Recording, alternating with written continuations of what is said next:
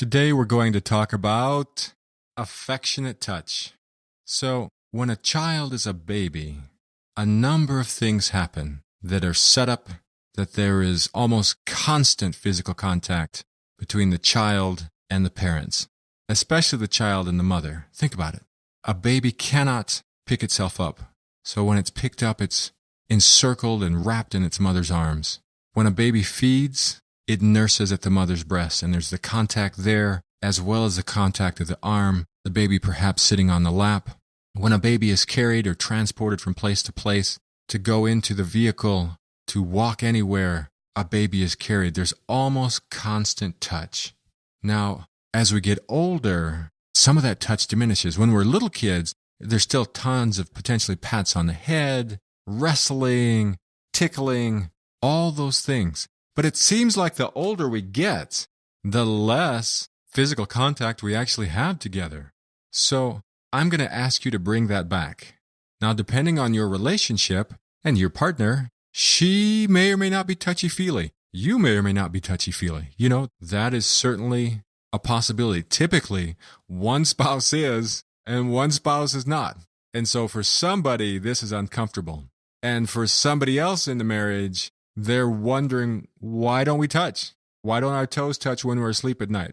Why aren't our shoulders touching when we're sitting down watching TV? Why aren't we holding hands when we're walking? Why aren't we kissing more often? So today we're talking about affectionate touch and upping that level, unless our spouse is like, don't touch me anymore. Right? If you're the super touchy-feely spouse and the other spouse is like, stop touching me, stay away from me, well, okay, then take this lesson with a grain of salt. But typically, there's simply not enough affectionate contact in the marriage. So today, I want to talk about that. Now, one of the other points I want to make here is that touch is just like sunlight to flowers. It's just needed. Stephen Covey, great author, in one of his books, said that he felt like people needed 7 hugs a day just to get by with all the problems people deal with. 7 hugs a day. How many times do you guys hug a day? I'm not trying to guilt you into 7 hugs a day, but that was his feeling. 7 hugs a day.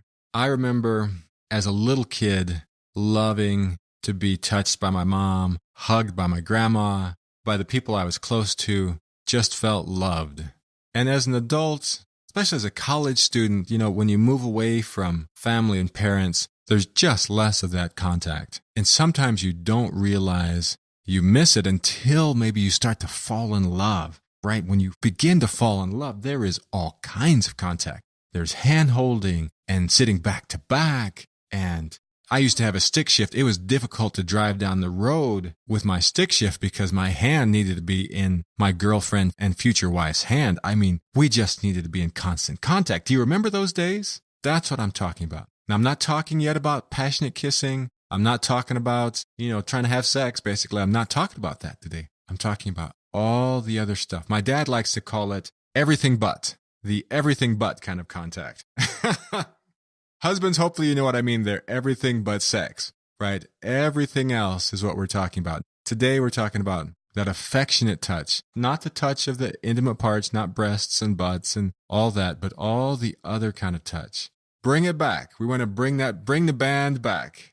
If this is uncomfortable for you, I get it. You may have lost the habit. It may be a long time since you were initially courting your wife, right? It may be a long time since you were a kid.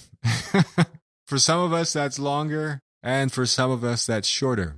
But affectionate contact, hugging, hand-holding, touching of arms, touching someone's shoulder, their forearm, gently touching their knee, sitting shoulder to shoulder, light kiss on the cheek, kiss on the forehead, touching someone's face, all those things say, I love you in a way that words can't.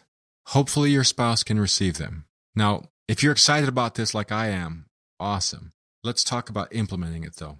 If your relationship now is currently at like a 2 or 3 out of 10 on touch, you can't go usually from 2 or 3 up to 10 in one day, or your spouse will be like, oh, overwhelmed, overloaded, back off, can't take it.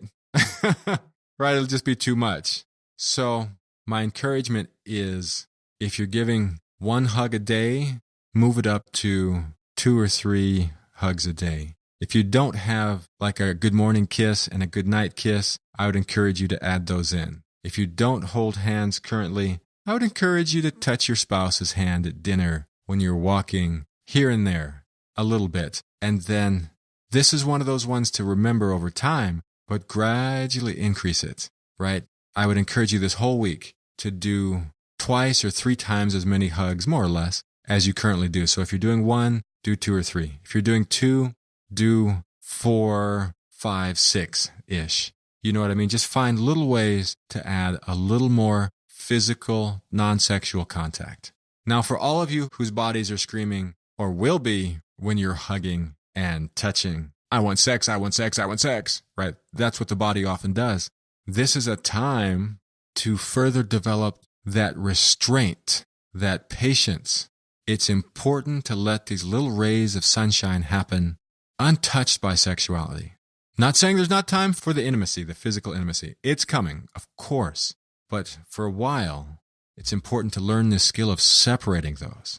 Sometimes, after we've been married for a while, we slip into the habit of only touching the spouse's intimate parts, butt, breasts, so on and so forth. Because we're just like so excited that this is like, for the first time in our lives, we'd have access, right? Real access, that we move towards that, just touching those parts, and move away from the little rays of sunshine that keep the relationship healthy and happy.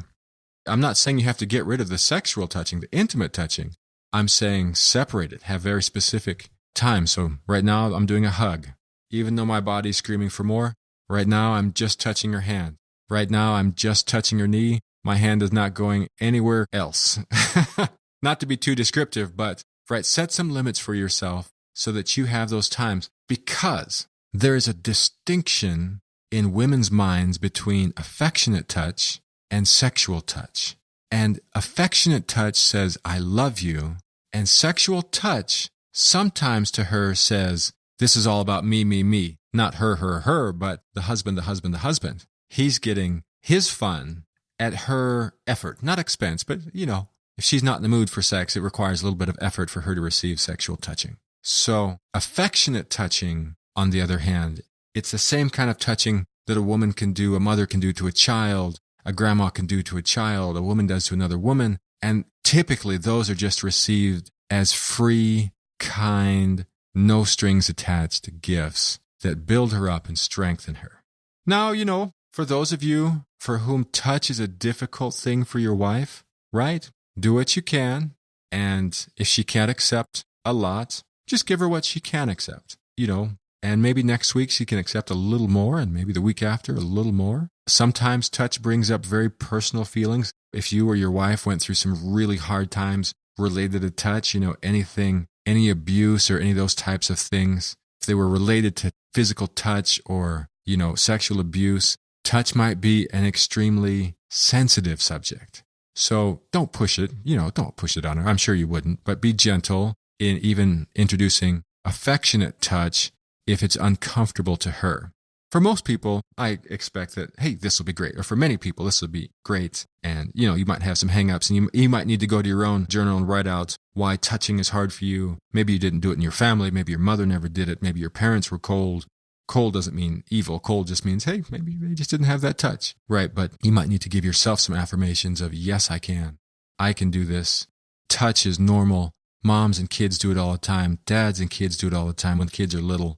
It's okay to bring this back into my life now. It'll be a great benefit to me and a great strength to my wife, right? Any of those things could be maybe broken up into little thoughts. It could be affirmations, or you might just need to talk back to whatever concerns you write down in your journal and just work through those things. And so this week, I'd encourage you just to double the amount of hugs you're doing and to touch your wife in affectionate ways during its time. And then when you're, if you two jump in the sack or whatever, right? I'm not addressing that all today. Feel free to do whatever you two do there, right? But I would encourage you some of the time this week to just have affectionate touch. Awesome. Hope you have a great day.